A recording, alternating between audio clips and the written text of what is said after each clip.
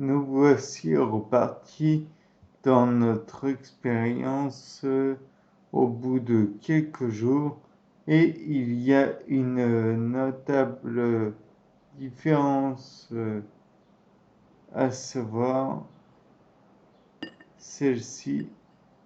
Donc, comme on voit, le bois s'est bien gorgé d'eau. De plus, j'ai ajouté un deuxième bâton de réglisse. On voit bien comment dire, la différence de diamètre entre la base humide et puis le reste tout sec. Donc il y a bel et bien absorption. De plus, dans le verre rempli d'un liquide jaunâtre et avec des fibres de bois et tout. Et il y a des noyaux d'abricot, comme vous le savez. J'en ai ajouté 2 hier.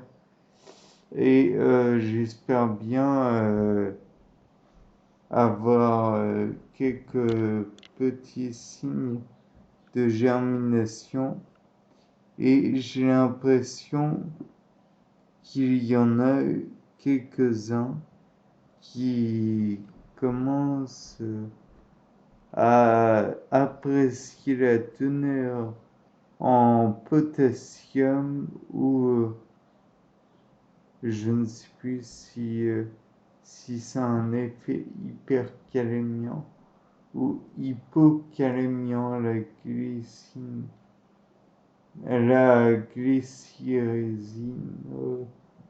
la glycyrrhizine, pardon. Euh, Toujours est-il que ça a un effet sur le potassium. Et donc, on voit très bien que là, il y a des fibres qui flottent de, au gré des eaux. Et on peut dire que le liquide est de plus en plus dense. Donc, ce qui pourrait permettre une difficulté à la lumière de pénétrer dans l'eau. Et comme vous le savez tous, les leucocytes formant les racines sont photophobes, enfin, vont finir par devenir chlorocytes s'ils sont uniquement exposés à la lumière.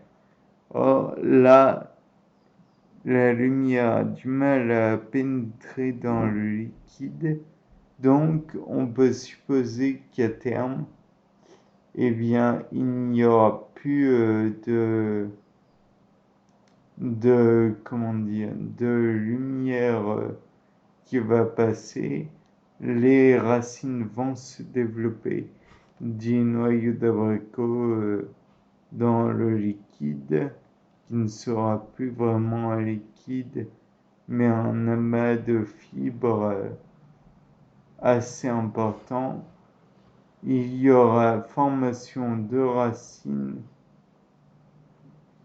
étant donné que le petit bâtonnet a une partie émergée et à terme peut-être que l'on pourrait espérer voir une petite feuille se former au bout du bâtonnet, voire au bout de celui-ci aussi, ce qui serait assez amusant de mon point de vue naturellement, puisque à la base, ces deux bâtonnets ont tout de même plusieurs années. Je crois que cela s'approche facilement de la dizaine d'années. Donc voilà. Je pense que je vous ai assez parlé de toute mon expérience. Donc, on verra l'évolution dans les prochains jours. C'était Paul Dame. Au revoir.